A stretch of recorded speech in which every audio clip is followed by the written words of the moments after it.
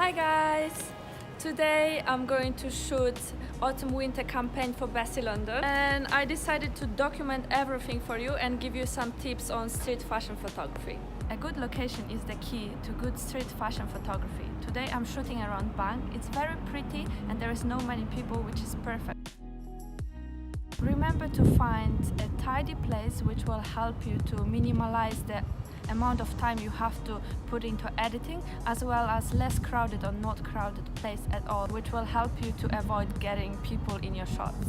You should always remember to get the background blurry as well as show movement, because this type of photography is supposed to show the lifestyle. That's why you need to avoid very posy or study pictures. They have to look candid and natural.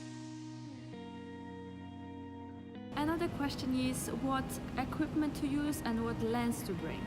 Today I'm gonna be using my 50mm prime lens with aperture going down to 1.4. You can also get the same lens but with aperture going down to 1.8, and it's gonna be way more affordable, around £100, and it will give you pretty much the same effects. Another lenses which I can recommend you for this type of photography is 35mm lens, 85 for more edgy pictures, as well as 24-70mm lens with aperture going down to 2.8. But as I always say, it's not about the gear, it's about what's here. You need to direct your models and tell them what you want, explain them. Am I doing it right? Yes. Yeah. Perfect. You need to make sure they know what your vision is.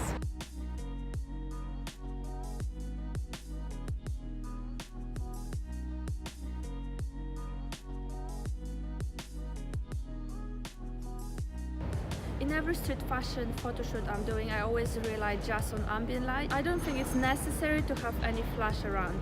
The pictures look good with the lights we have available. I have another tip for you, and it's not just for street fashion photography, it's in general. Try to get your exposure right at all times. Don't rely on post-production so much, because you can lose the details in the pictures, as well as introduce some noise, which we don't really want.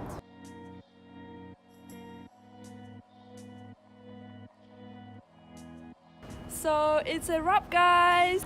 How was it? It was so awesome. Good. It was the best shoot I've ever had. Thank you so much for watching my video, and if you liked it, please leave me thumbs up and subscribe to my channel. Subscribe.